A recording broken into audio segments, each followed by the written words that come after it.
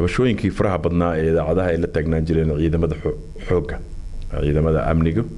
mushaaraadkii iyo xuquuqaadkii ay lahaayeen inuu bixiyay oo mushaaraadkoodii ay bilii hadda la soo dhaafay 3 bilood joogay inuu bixiyay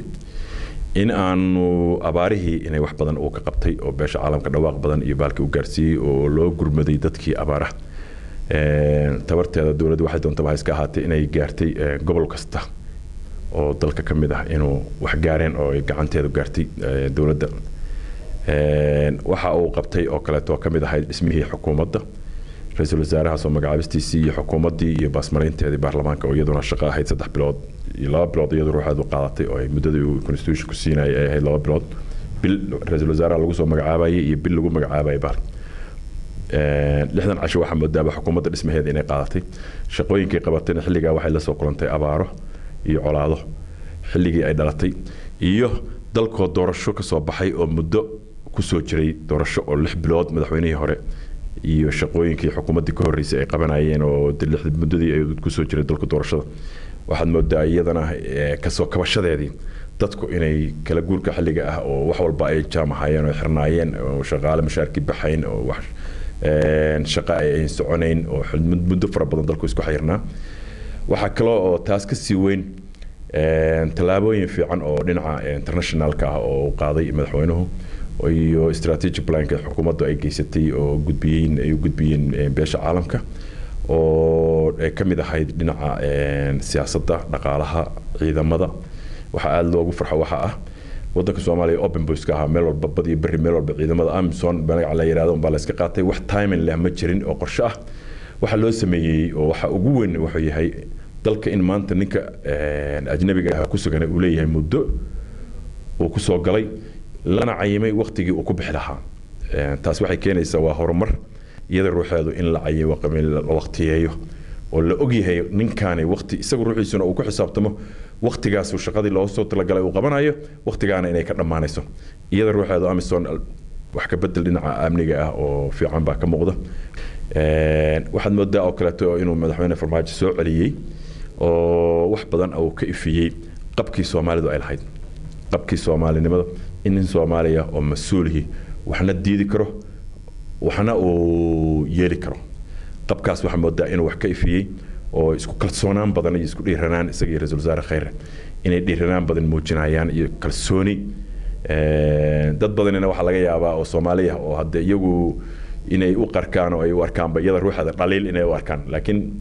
anagu waxaan u aragnaa horumar inay tahay ninka Soomaaliga qabkiisa uu soo noqdo qodobka Soomaalida wax lama gaaro gacantu lama gaari karo laakiin in sumcadiisii iyo magaciisii iyo qabkiisii iyo haybadiisii uu qaranka iyo Soomaaliya gudaheeda iyo dibadda u ku lahaa in la helo iyaduna wax qabadka waxay kamid tahay hadda aanu aad uga rajaynaynay haddana aanu inta aanu ilaa xad ku qanacsanahay inta uu hadda qabtayna madaxweyne iyo ra'iisul wasaare Khayre labaduba haddii aanu soo noqdo xildhibaanada hadda raliisha muujinaya Nairobi leeyahay waa ku shireen daliil waa la muujin karaa binaanku waa la isdhaliilaa laakiin waxaad moodaa waqtigeed inay jirin waqtigeedii inay ka soo hordegdegeen baad moodaa oo habeenadii ay bila u noqdeen bishiina ay sanad u noqotay waa shii laga rabay sanadka dambe shaqadii la qaban lahaa ama wixii laga hadli lahaa in maanta ay soo degdegtay baad moodaa ay ku degdegeen haddii se tabasho jirto waa xildhibaano qaran weeye iyaga oo jooga meeshoodii golahoodii iyagoo jooga oo sida aan ogahay xildhibaanadaasi hadda wax duruuf ku kalifi kara iyaga oo aan ka dareemayo inay bannaan u soo aadaan oo dawladda kale u aadaan naga waagii kacaankii barakeysnaa xilligii jamhadaha iyo SSDF iyo USC iyo bannaanka loo bixi jiray waxaa la oran jiray caburin baa laga carari jiray hadda waxaad moodaa wax caburinayna jirin hotelka rabaan inay ku qabsan karaan City Palace shalay ku haysteen musuuda iyo groupkii la midka ahaa ku muujinayeen afkaartooda kuwaana inay marka dawlad kale intay tagaan ay dawlad kale afkaarteeda iyaga dalka siyaasadooda iyo gudaha inay dawlad kale la aadaan oo shisheeye ah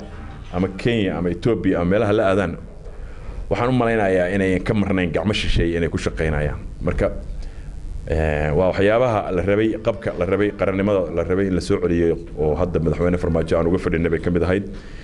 in ninka Soomaaliga ah marka uu wax tabto uusan dawlad kale aadinay oo dawladiisa isagoo joogo si xor ah u hadlo meediyaha u yeerto hotelku degan yahay ugu yeerto bannaan baxis soo bax dadka uu hogaamiyo oo bannaanka ku sheego afkaartiisa inuu meelaha maxaa la yiraahdaa dadka bulshadu isugu timaado inuu ka jeediyo jaraa'idada inuu ku qoro inuu meediyaha oo dhan isticmaali karo xor weyn ninka xildhibaanka ah markuu hadda xamar joogo sabab ku kalifa kartaa inay u cararaan oo hadda iyagu ay dawlad kale intay tagaan ay ku samaystaan mucaarad sidii USC waxa lagu sameeyay Roma SDF waxa lagu sameeyay Addis Ababa SNM waxa lagu sameeyay Addis Ababa sidii xilligii oo kale inay siyaasiyiinta Soomaaliya wali qalbigooda ku jiro dalkoodii inayan xor u ahayn baad moodaa inuu qalbigooda ku jiro oo ay ku jirto taasina waxay muujinaysaa weaknesska Soomaalida xildhibaanadooda dawladaha kale iyo ummadaha bulshooyinka dawladaha kalena waxay arintaas u arkaan wali bislaansho la'aan qarannimada Soomaaliya inay jirto inay dhulkay leeyihiin dalkay leeyihiin iyaga leh meeshii ay lahaayeen marka inay ku muujiyaan cabashadooda ay ahayd February 8 wax badan baa isbedelay dawladuna talaabooyin muhiim ah oo runtii la taaban kara ay hore u qaaday waxa kamid ah in wadamada dariska xiriirkoodii si fiican ay dawladda Soomaaliya ay soo celisay waxa kamid ah in maxay ahayd la guda galay dhismayaashii ciidamada xoogga dalka Soomaaliyeed waxa kamid ah in gobolka Banaadir oo ah meelaha ugu badan ee dhibta ay sida tooska u taabatay isbedel lagu sameeyay oo xagga ciidanka iyo xagga maamulka labaduba waxyaabo fara badan baa u qabsoomay boqolka maalmood ee dawladda ay jirtay waxaan isleeyahay hadii waqtigu waqti fiican baa maaragtay dawladdu xilli hadda ay hor leedahay bay ku jirtaa boqolka maalmoodna boqol maalmood oo ay dawladdu shaqo adag qabatay weeye maaragtay waxaan rajaynaynaa insha Allah taala in isbedelka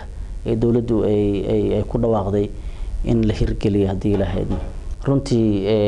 xilligan dawladda Soomaaliya xilli hadda la mucaarado horta lama gaarin xildhibaanadu waxaan qabaa wixii ay iyagu dareen ah ay qabaan xaq waxay u leeyihiin si wadaninimo ah oo dawladnimo ah oo sharciga waafaqsan inay maraan sax ma aha xildhibaanadu inay ku shiraan wadamada dariska ah xildhibaanadu waxay xaq u leeyihiin baarlamaankooda dhexdiisa iyo dawladooda dhexdeeda wixii ay tabanayaan oo dawladda ay cabasho ay u gudbinayaan si nidaam sharci ah oo dastuuri ah bay u leeyihiin inay maraan waxay xaq u leeyihiin xildhibaanada dawladda federaalka ah inay dawladda la xisaabtamaan dawladdan horta xukuumaddan tii hore way ka bedelan tahay aniga dadka aaminsan baan ku jiraa 5 wiil oo wada dhashay oo muwaadiniin Soomaaliyeed ah haday qaranka ay wax u qaban karaan shantaas walaalaha ayaa xaq u leh in loo dhiibo dawladda Soomaaliya maadaama hadda systemkan hadda dhisan ee dawladda ay maxay ahayd 4.5 ay ahayd qabiil ay ahayd isbedelka hadda dhacay ee dawladdan federaalka ah uu ka duwanaa kii hore ee 4.5 ka xukuumaddan qaabkay u soo dhisantay 4.5 ma ahayn waxay ahayd in maxay yaa wax qaban kara war dalkan badbaado u baahan yahay 27 sano ayuu marayaa dalkan dawlad la'aan iyo maxay ahayd isqa qabsi iyo qabiil haduu wax tarayo meesha uu Soomaali dhigay qabyaaladu waan xogogaal baan noonahay runtii horta waxaan u arkaa boqolkaas maalmood runtii inay wax qabsoomeen runtii wax badan ay dhiman yihiin xukuumadda dabcan horta xukuumaddu waa dabcan hadda 40kii ka soo baxday malaha amba 40kii maalmood bay hadda jirsatay sidoo kale xukuumadda madaxweynuhu runtii maalin 8 February marka laga soo bilaabo ilaa caawa aan 17 May marayno dabcan 100 maalmood iyo maalmo yar bay jirtaa marka xukuumaddu dabcan waxna way u qabsoomeen waxna way dhimin laakiin hadda waqtiga la joogo runtii wax qabad saas weyn hadda oo laga hadli karo hadda muuqdo oo xukuumadda hadda ku dhaqaaqday amba dabcan oo hadda muuqdo oo la tilmaami karo la taaban karo alla ilaahay xukuumaddu sidaas bay sameysay hadda ma jiro laakiin haddana waxaan u arkaa runtii in wadadeedii hadda lagu socdo oo runtii meel fiican ay hawsha ku socoto halkii loo baahnaan ay ku socoto runtii waxaan u maleynayaa inay degdegsiima aysan door dhalin waqtina xukuumaddu u dhiman yahay ilaa muddo u dhiman waxaan rajaynayaa intaasay tii markii ay gaarto markii hadda 40kii bay hadda jirtaa markii 40ka xoogaa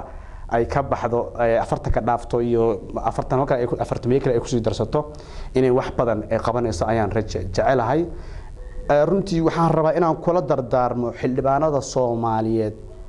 walaalayaal runtii xildhibaanada ummadda Soomaaliyeed baa tihiin shacabka Soomaaliyeed oo anagu aan kamid ah baa matashaan waxaan idinka codsanaynaa inaad walaalayaal waqti siisaan dawladda walaalayaal haddaan runta ka hadlo dawladda aad leedihiin waan mucaaradaynaa waa dawladda adinku aad muxuu ahaayay shalad doorateen madaxweynaha adinka doortay xukuumadna adinka asixay walaalayaal haddaa dhaliil qabtaan walaalayaal shalabay ka hadal lahayd maanta inaad muxuu ahaa shacabka Soomaaliyeed oo dadilada wanaagsan hiigsanaya inaa walaalayaal ka hor istaagtiin ma ahan annagu idinkumaanan dooran inaan wax dhibaateysaan annagu idinkumaanan dooran inaan muxuu ahayd dawladda aad tiraadaan saasaan yeelna saa idinkumaanan dooran annagu waxa idinku maxay ahayd aan codkayna idin siinin oo muxuu ahaa konton iyo kow cod aad u hesheen walaal waxay ahayn muxuu ahaa inaad annaga aad fikradeena nagu matashaan ma aha inaad dalka inta ka soo tagtaan oo aad dalka dibadiisa aad timaadaan oo magaalada Nairobi ay haddana nin walba xildhibaan arko oo nagu faana oo leeyahay maxay ahayd tooye waxaan rabnaa inaan xukuumaddan bedelno walaalayaal waxaad dhibaato tiimida aad noo geysateen hanoo ahaato dhibaato kale ma baahnin khaasatan haddaynu dhalinyarada Soomaaliyeed